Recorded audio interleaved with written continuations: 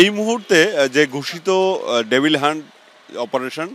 যৌথ অপারেশন, সেটি এখন পর্যন্ত সিলেট শহরে আমাদের কোথাও নজরে পড়েনি। যদিও প্রশাসনের পক্ষ থেকে রাত 10টার দিকেই বলা হয়েছে তাদের যে প্রাথমিক যে প্রস্তুতি, বিশেষ করে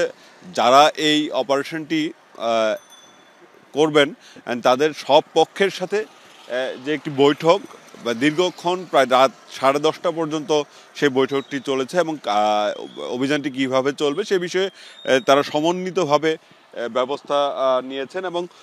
যেটা পুলিশের পক্ষ থেকে যেটা বলা হচ্ছে যে ইতিমধ্যেই 5 আগস্টের পর যে সকল মামলা হয়েছে, বিশেষ করে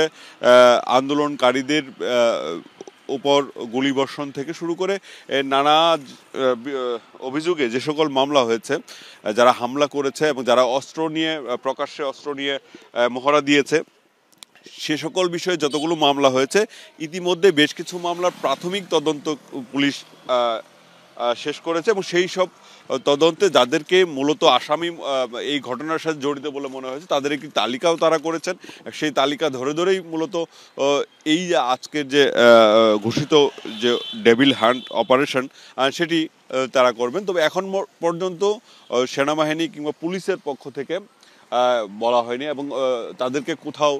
আমরা এখন পর্যন্ত নগরীর বেশ কিছু জায়গায় ঘুরে এসেছি, কোথাও তাদেরকে দেখা যায়নি। তবে যদিও পুলিশ এবং সেনা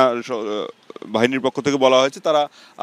তাদের প্রস্তুতি আছে, যে কোনো মুহূর্তেই তারা এই অভিযানে বের হবেন। এবং আমরা যে স্থানটিতে আছি চৌহাট্টা, একটু আগে এখানে দেখছিলাম যে পুলিশের একটি চেকপোস্ট এবং